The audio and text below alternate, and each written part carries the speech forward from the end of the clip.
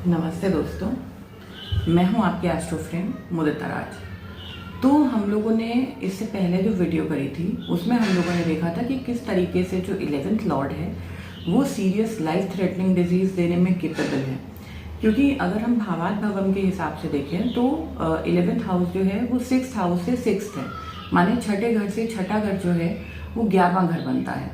तो डिजीज़ जो जिसको बढ़ा देना, मेजर डिजीज देने के लिए जो हाउस केपेबल है वो 11th हाउस और 11th हाउस का लॉर्ड भी है। अब हमने देखा कि अगर 11th हाउस का लॉर्ड जो है वो बहुत स्ट्रॉन्ग और बहुत अच्छी कंडीशन में बैठा है चार्ट्स में, तो उसने कैंसर जैसी लाइफ थ्रेटनिंग बीमारियां भी लोगों को दी है। उसके अलावा आप देखिए भाई, क्योंकि 11th हाउस हमारे फाइनेंशियल गेन्स का भी है, तो उसने नो डाउट कि आदमी जो है उसको बहुत अच्छा फाइनेंशियल स्टेटस दिया, बहुत अच्छी इनकम दी। लेकिन कहीं ना कहीं जो है, क्योंकि 11th हाउस जो है वो उपच्य हाउसेज में से एक है, तो उसने अपना जो इफेक्ट था वो कहीं ना कहीं जो हार्श इफेक्ट था वो उसने नेटिव की लाइफ में दिया थ्रू डिजीज। वहीं अगर हम देखें कि 11th हाउस के जो लॉर्ड हैं, अगर वो थोड़े से वीक होकर चार्ट में कहीं पे बैठते हैं या उनके ऊपर 1, 2 या 3 बेनिफिट्स जो हैं उससे वो किसी तरीके का संबंध बना लेते हैं, तो वो कंडीशन में जो इस तरीके की लाइफ थ्रेटनिंग डिजीजेस हैं वो क्योर जो है उनका वो मिल जाता है। आप देखिए, आपने सुना होगा कि किसी को कैंसर हुआ और फिर उस कैंसर जो है उसका क्योर हो गया, मतलब वो जो आदमी था आज की डेट में वो बिल्कुल ठीक है और स्वस्थ है।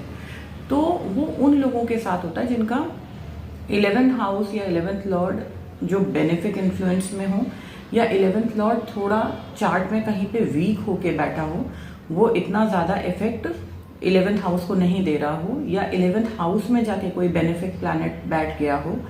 तो हमको देखना पड़ेगा कि ऐसे कौन कौन से सर्कमस्टांसेस हैं जिसकी वजह से आदमी जो है उसको कैंसर होने के बाद जो है उसको क्योर मिल जाता है। तो चलिए हम लोग 3 एग्जाम्पल चार्ट्स के थ्रू रीड करेंगे और आगे हम लोग फर्दर जो है इसी टॉपिक पे, मेडिकल एस्ट्रोलॉजी पे, इसी तरीके की शॉर्ट वीडियोस लेकर मैं आती रहूँगी। हाँ, एक चीज़ और मैं आपसे कहना चाहूँगी कि जब आप चार्ट कंसिडर करें तो मेल नेटिव्स जो हैं वो अपने लग्न लॉर्ड के अलावा जुपिटर को भी अपना लग्न मान के अपना चार्ट जो है वो मूव करके देखें, रोटेट करके देखें कि जुपिटर से सेकंड में, थर्ड में कौन से प्लैनेट्स आ रहे हैं, इस तरीके से। इसी तरीके से फीमेल नेटिव्स जो हैं वो वीनस को एक बार ज़रूर देखें जब वो अपनी हेल्थ, अपनी पर्सनालिटी के बारे में जानना चाहती हैं। तो चलिए हम लोग एग्जाम्पल चार्ट से शुरू करते हैं।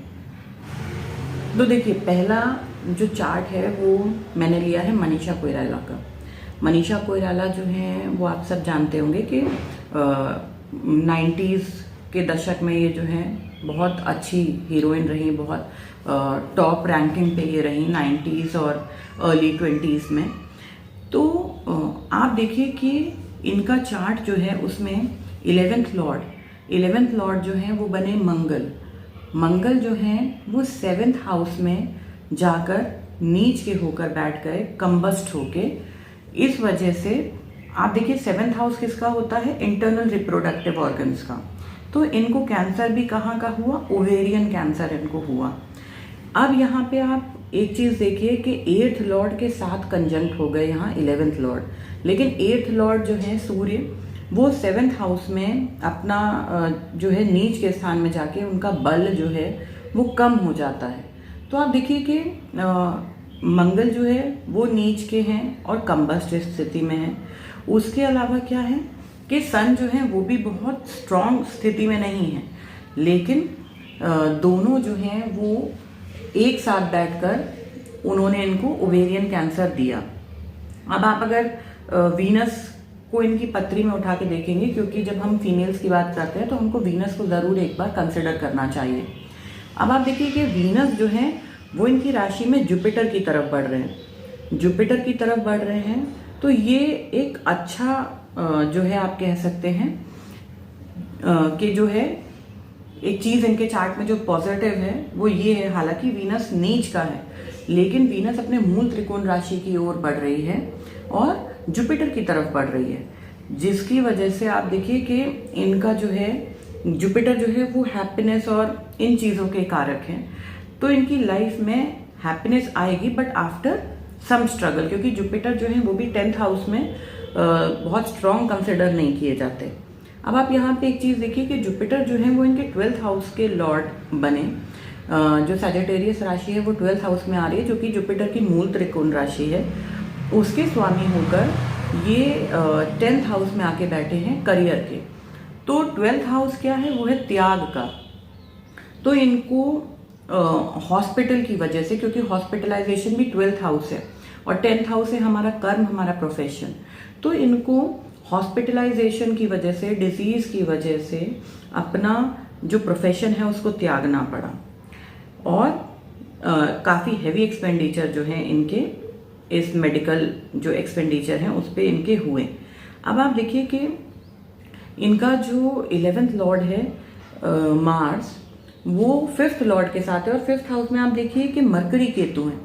मरकरी केतु हैं एक साथ, तो आप देख सकते हैं केतु क्या है, केतु कट्स हैं, सर्जरीज हैं। तो इनकी कई छोटी बड़ी कट्स और सर्जरीज हुई जेनाइटल एरियाज में, क्योंकि जो है ओवेरियन कैंसर की वजह से।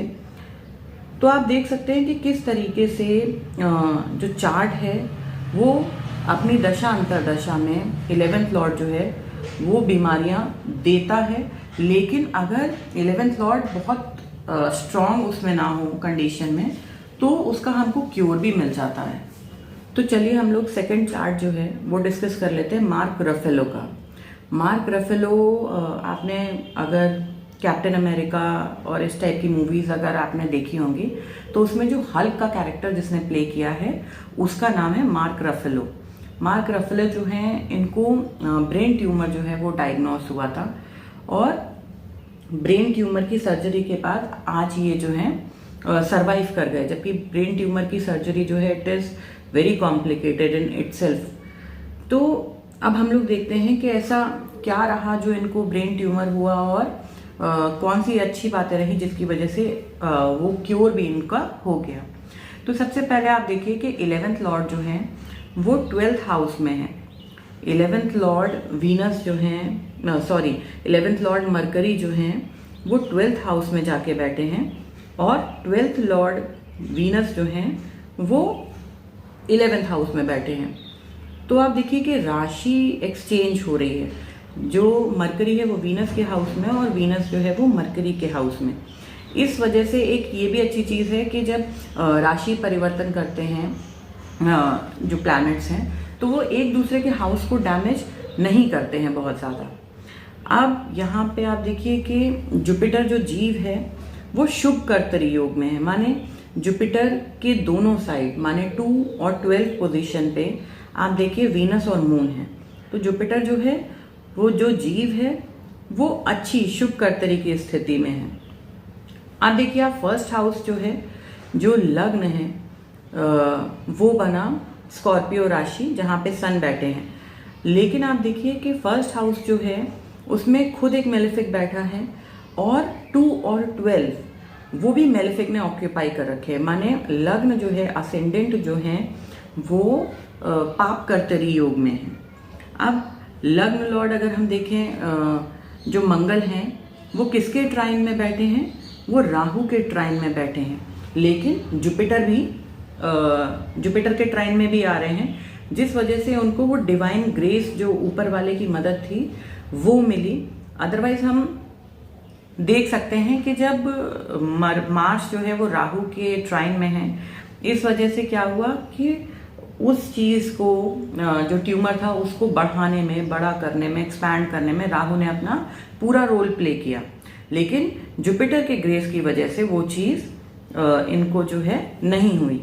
अब आप देखिए कि मून इनके स्व राशि के होके 9th हाउस में बैठे हैं। मून इनके जो है वो वेल प्लेस्ड है चार्ट में, माने भाग्य का स्वामी भाग्य के स्थान में बैठा है और मून जो है वो किसकी तरफ बढ़ रहा है, जीव की तरफ बढ़ रहा है। मतलब चंद्रमा जो है वो भाग्य को, फॉर्च्यून को लेकर जीव की तरफ बढ़ रहा है। तो आप देखिए ये भी इनके चार्ट में एक पॉजिटिव चीज़ जो मुझे लगता है कि है। अब एक चीज़ हम और देखते हैं कि सन जो है वो फर्स्ट हाउस के कारक होते हैं, फर्स्ट हाउस में सन जो है वो कारक होते हैं पहले घर के कालपुरुष कुंडली में। अब यहाँ देखिए सन जो है वो लग्न में ही बैठे हैं, जिसकी वजह से इनको फेम तो मिला, लेकिन किस राशि में बैठे हैं? स्कॉर्पियो राशि, जिसकी वजह से इनको ब्रेन ट्यूमर जैसा डिजीज हुआ। अब मेरे हिसाब से आप देखिए कि जुपिटर जो है जब वो किसी शुभ ग्रह की तरफ बढ़ता है, भाई जीव जो है जब किसी अच्छी चीज की तरफ फॉरवर्ड हो रहा होता है, तो ऐसे लोगों की जो भाग्य होता है उनको उनके भाग्य से ये सारी चीजें जो हैं वो मिल जाती हैं कि सही समय पे सही डॉक्टर या सही समय पे सही मेडिकेशन उनको मिल गया और टाइमली डायग्नोस हो गया। जबकि अभी हम लोगों ने मनीषा कोइराला जो है उनका चार्ट डिस्कस किया था, तो आप देखिए उस चार्ट में भी वीनस जुपिटर की तरफ बढ़ रहा है, माने वीनस जो है वो लाइफ की तरफ आगे जा रहा है। अगर यहीं आगे केतु होता या सैटर्न होता तो वो ब्रेक का मतलब है कि एंड, जो आपके कर्म है वो एंड हो रहे हैं, मतलब वो कंडीशन में उनको डायग्नोस करने में हो सकता है दिक्कत हो जाती, या प्रॉपर ट्रीटमेंट नहीं मिलता, या इस तरीके की कॉम्प्लिकेशंस जो हैं वो आते अगर वीनस के आगे जुपिटर ना होके कोई मेलेफिक प्लैनेट होता। तो चलिए अब हम लोग डिस्कस कर लेते हैं अपना लास्ट चार्ट जो है सोनाली बेंद्रे का। अब आप यहाँ देखिए कि नेचुरल लॉर्ड जो काल पुरुष कुंडली के हैं वो मंगल हैं, पहले घर के स्वामी मेष के काल पुरुष कुंडली के हिसाब से वो मंगल हैं, जो कि राहु के साथ बैठे हैं। हालांकि अपनी खुद की राशि में बैठे हैं, लेकिन वो जो है भाग्य के स्वामी होके भाग्य स्थान में बैठे हैं, लेकिन राहु के साथ बैठे हैं। अब दूसरी चीज आप नोट करिए कि इनके जो 11th लॉर्ड हैं, 11th लॉर्ड बने सैटर्न, जो कि रेट्रो हैं और 4th हाउस में बैठे हैं, 4th हाउस में बैठे हैं, लेकिन वो 3rd हाउस को भी इन्फ्लुएंस कर रहे हैं, क्योंकि वो रेट्रो हैं। तो हम देख सकते हैं कि सैटर्न को अगर हम 3rd हाउस में लेके जाएं तो वो केतु, मार्स और राहु को जो है वो इन्फ्लुएंस कर रहे हैं। अब हम लोगों ने डिस्कस किया था कि अगर हम फीमेल जो हैं उनका चार्ट देखेंगे तो हमको वीनस को भी कंसिडर करना पड़ता है। अब आप यहाँ देखिए कि वीनस जो है वो फीमेल का कारक है और खुद डिजीज के घर में जाके बैठी है, और वीनस जो है वो यहाँ पे 8th हाउस के लॉर्ड जो हैं वो भी वीनस ही बनते हैं, माने लाइफ थ्रेटनिंग डिजीज खुद उठ के 11वें घर में जाके बैठ गए। लेकिन एक अच्छी चीज ये है कि वीनस के आगे जो है वो बृहस्पति हैं, मतलब वीनस किसकी तरफ बढ़ रहा है?